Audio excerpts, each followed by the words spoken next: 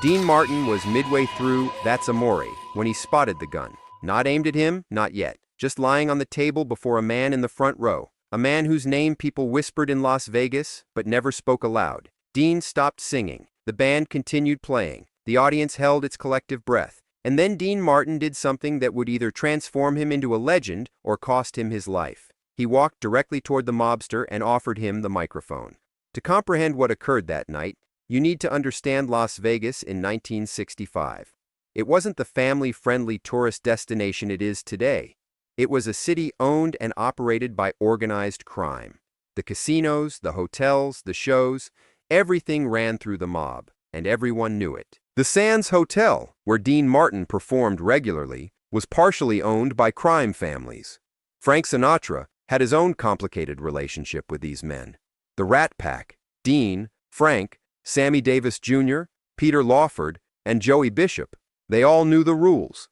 You performed, you entertained, you kept your mouth shut, and you never, ever crossed the men who really ran the town. Dean Martin understood this better than most. He'd grown up in Steubenville, Ohio, a town where organized crime was just part of the landscape. His father had worked in a barbershop that was a front for illegal gambling.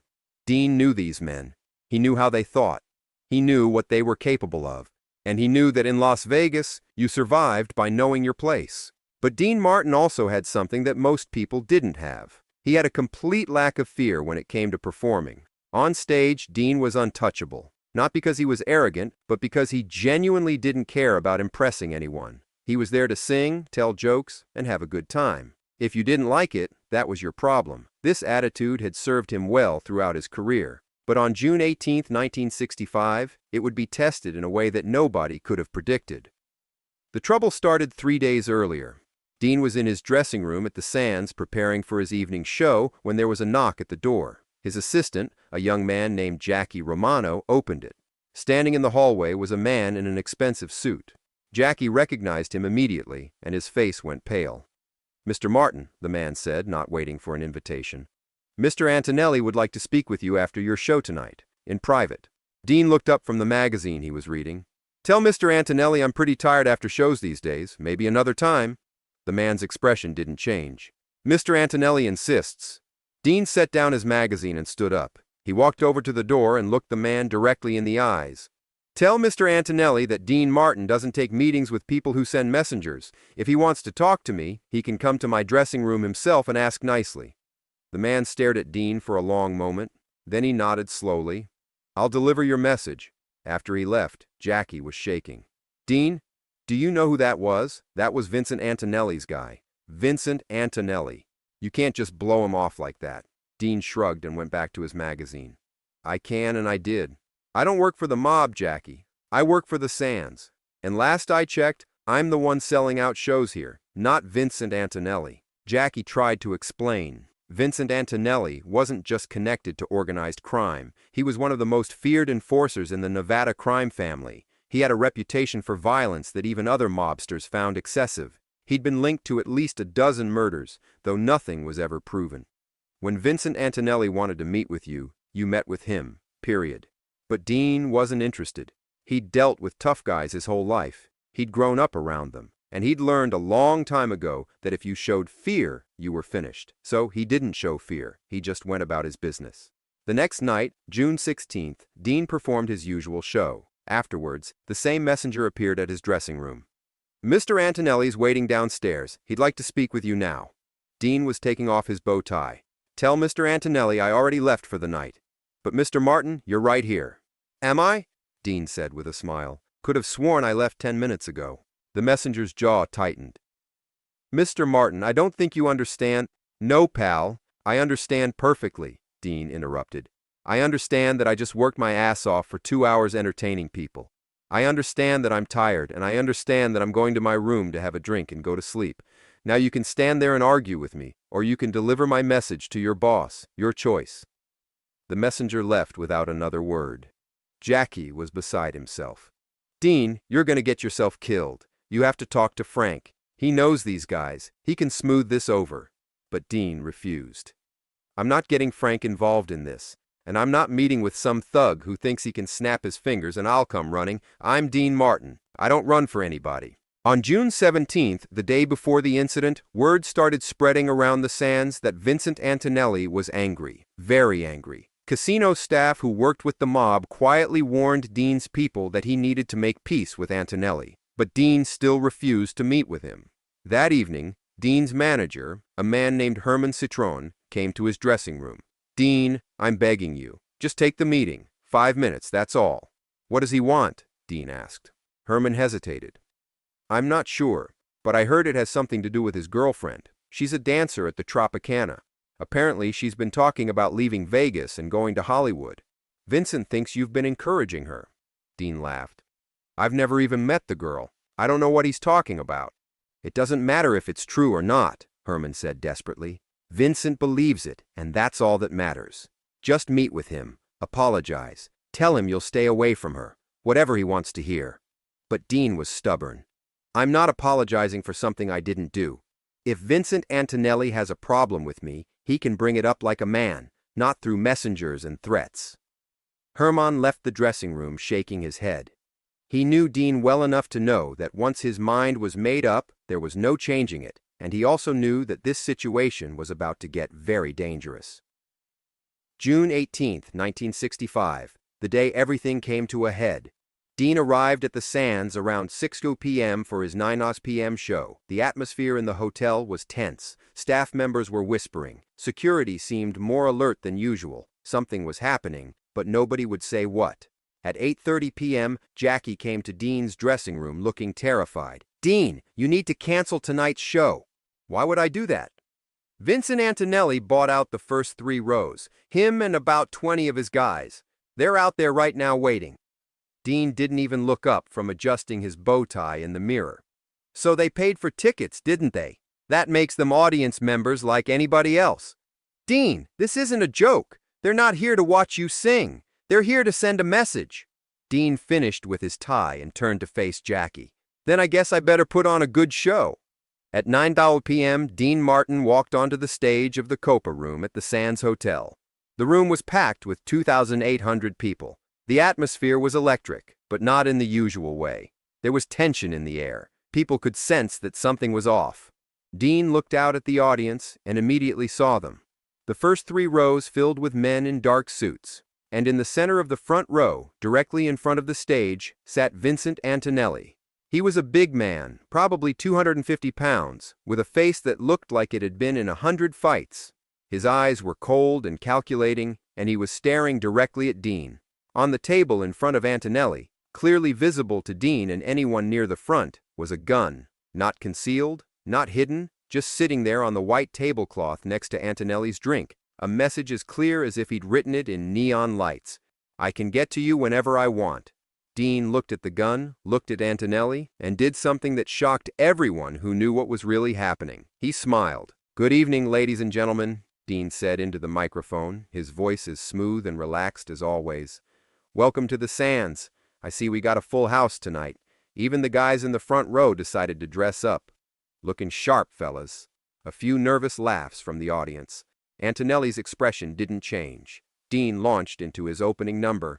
Everybody loves somebody. His voice was perfect, his timing impeccable. If he was nervous, he didn't show it. Between songs, Dean would banter with the audience, tell jokes, and pretend to take sips from a glass of what everyone assumed was whiskey, but was actually apple juice. This was his standard routine. But tonight, there was an edge to it, an awareness that something unusual was happening. After about 30 minutes, Dean started singing "That's Amore." It was one of his signature songs, and the audience loved it. He was halfway through the second verse when Vincent Antonelli made his move. Antonelli picked up the gun and slowly, deliberately, ran his finger across his own throat. The universal gesture for "you're dead." Dean saw it. Everyone in the front rows saw it. The gesture was meant to intimidate, to terrify, to make Dean understand that his defiance had consequences. Dean stopped singing mid-word. The band, confused, kept playing for a few more bars before they realized their singer had stopped and gradually faded out. The room fell silent. Dean stood there on stage, microphone in hand, looking down at Vincent Antonelli. 2,800 people held their breath, wondering what would happen next. And then Dean Martin did the most audacious thing of his career. He walked down the steps from the stage, walked directly to Vincent Antonelli's table, and extended the microphone to him. "You know what?" Dean said, his voice amplified throughout the silent room. "You look like you got something to say. Why don't you come up here and say it? I'll even let you use my microphone." The offer hung in the air. Dean was standing right in front of Antonelli now, close enough to touch. Close enough for Antonelli to reach for that gun and end this whole thing. But Dean wasn't backing down. He just stood there, holding out the microphone, with that slight smile on his face. The entire room was frozen. This was the moment. This was when Vincent Antonelli would either kill Dean Martin or something else would happen. Antonelli stared at Dean for a long moment. His face was expressionless, but everyone who knew him knew that this was the most dangerous moment. This was when Vincent Antonelli decided whether to kill you or not. The silence stretched on for what felt like an eternity. The entire room waited to see what would happen. And then, something incredible occurred. Vincent Antonelli started to laugh. It wasn't a friendly laugh. It was a cold, calculating laugh. But it was a laugh. He looked at Dean Martin, standing there with the microphone, fearless and slightly amused, and he laughed. "You got balls, Martin," Antonelli said, his voice carrying through the silent room. "I'll give you that." Dean smiled. "Is that a yes on the singing? Because I should warn you, the acoustics up here are pretty good. Your voice better be ready." Antonelli shook his head, still wearing that cold smile. "Nah, you keep singing, Dean. That's what you're good at." Dean stood back up. "You sure? The offer stands. Anytime you want to come up here and take over, you just let me know." "I'm sure," Antonelli said. Then he added, almost as an afterthought, "Keep doing your thing, Dean. You're all right." Dean nodded and walked back to center stage. He picked up the microphone stand and said to the audience, "Well, folks, looks like I'm going to have to finish this show myself after all. But before we continue, let's have a round of applause for my friend in the front row. He's a tough critic, but a fair one." The audience, still not entirely sure what was happening, applauded nervously. Vincent Antonelli raised his glass in a mock toast. Dean launched back into his performance. For the next hour, he sang and joked as if nothing had happened. Vincent Antonelli and his men stayed for the entire show, and when it was over, they stood and applauded along with everyone else. After the show, Dean was in his dressing room when there was a knock at the door. Jackie opened it, and Vincent Antonelli was standing there, alone this time. "Can I come in?" Antonelli asked. Dean nodded. "Sure. You want a drink?" Antonelli walked in and closed the door behind him. "Yeah, scotch if you got it." Dean poured 2 glasses and handed one to the mobster. They stood there for a moment, not saying anything. Finally, Antonelli spoke. "You know why I wanted to meet with you? Something about a dancer, I heard." Antonelli nodded. "My girl. She's been talking about leaving Vegas, going to Hollywood to be an actress. I thought maybe you were putting ideas in her head." "I don't even know who your girl is," Dean said. "I know that now," Antonelli said. "Turns out she was talking about some other guy, some casting agent. Already took care of it." Dean didn't ask what "took care of it" meant. He didn't want to know. Antonelli took a sip of his scotch. "The thing is, I sent my guy to talk to you 3 times. You blew him off every time. Made me look bad in front of my people. I can't have that. So you came to my show to do what? Scare me?" Antonelli smiled. "Something like that, but you didn't scare, did you?" "I don't scare easy," Dean said. "No, you don't." Antonelli finished his drink and set the glass down. "Here's the thing, Martin. I respect what you did tonight. Most guys would have pissed themselves when I did that throat-cutting thing. But you walked right up to me and handed me a microphone. That takes guts. Or stupidity," Dean said with a slight smile. "Maybe both." Antonelli extended his hand. "We're good, Dean. You and me. You didn't do nothing wrong, and I respect a guy who stands his ground."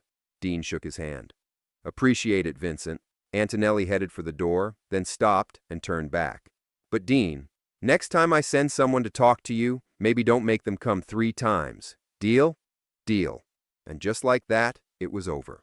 Vincent Antonelli left, and Dean Martin had survived what could have been the most dangerous night of his life. But the story didn't end there. What happened that night at the Sands spread through Las Vegas like wildfire. By the next morning, everyone in the entertainment business knew about it. Dean Martin had stood up to Vincent Antonelli, and not only had he survived, he'd earned the mobster's respect. The incident changed something fundamental about how the mob viewed entertainers in Las Vegas. Before that night, performers were considered employees, expendable. But Dean had shown that a performer with enough courage and charisma could command respect even from the most dangerous men in the city. Frank Sinatra heard about what happened and called Dean the next day. "Are you out of your mind?" Frank asked. "Do you know what Antonelli could have done to you?" "He could have done a lot of things, but he didn't." "Why did you do it, Dean? Why didn't you just meet with him when he asked?" Dean thought about it for a moment. "Because if I had gone running the first time he snapped his fingers, I'd have been running for the rest of my life. These guys respect strength, Frank. You know that. If you show weakness, they own you. So I didn't show weakness." Frank was quiet for a long moment. Then he laughed. "You crazy bastard. You're either the bravest guy I know or the dumbest. I can't decide which." "Maybe both," Dean said, echoing what he'd told Antonelli. Over the years, the story of that night at the Sands grew into legend. Different people told different versions. Some said Dean had pulled out a gun himself. Others said Antonelli had actually come on stage and tried to fight Dean. None of those versions were true, but they spoke to how the incident had captured people's imaginations. The truth was simpler, but in some ways more impressive. Dean Martin had faced down a killer with nothing but his charisma and his courage. He'd refused to be intimidated, and in doing so, he'd secured his place as one of the true legends of Las Vegas. Vincent Antonelli and Dean Martin maintained a respectful distance after that night. They would occasionally see each other at restaurants or casinos and would nod in acknowledgement. Antonelli even came to a few more of Dean's shows over the years, always sitting in the front row, always applauding enthusiastically. In 1973, Vincent Antonelli was shot and killed outside a restaurant in Las Vegas. It was a mob hit, the result of some internal power struggle that Dean knew nothing about and wanted to know nothing about. But when he heard the news, Dean was quoted as saying, "Vincent was a tough guy, but he was a fair guy. In his own way, he was a man of honor." Years later, when Dean was asked about that night in June 1965, he always downplayed it. He'd say, "People make too much of it. I just didn't want some guy in the front row ruining my show, so I addressed it. That's all." But those who were there that night knew better. They'd seen something rare, a moment when courage and composure in the face of genuine danger turned a potentially deadly situation into something else entirely. A moment of mutual respect between two men from completely different worlds. Dean Martin built his entire career on appearing cool and unflappable, but that night at the Sands, it wasn't an act. He really was that cool. He really was that unflappable, and he really was that brave. The microphone he offered to Vincent Antonelli that night at the Sands became a symbol of something larger. It was Dean's way of saying, "You want to be in charge? Fine, take over. But until you do, I'm running this show." And Vincent Antonelli, one of the most dangerous men in Las Vegas, had recognized that courage and respected it. That's the real story of the night a Mafia boss threatened Dean Martin on stage. No gunfight, no dramatic escape. Just one man refusing to be intimidated and another man respecting him for it. In the end, that's what made Dean Martin a legend. Not just his talent, not just his charisma, but his absolute refusal to bow to anyone, no matter how powerful or dangerous they were. Dean Martin was the king of cool, and on June 18, 1965, he proved exactly why. Disclaimer. This is a fictionalized dramatization inspired by real events and public figures. All dialogue and specific events are created for commentary and educational purposes. This work is not intended as defamation, but examines themes of courage, respect, and standing up to intimidation. Names, characters, and incidents have been used in a fictional context.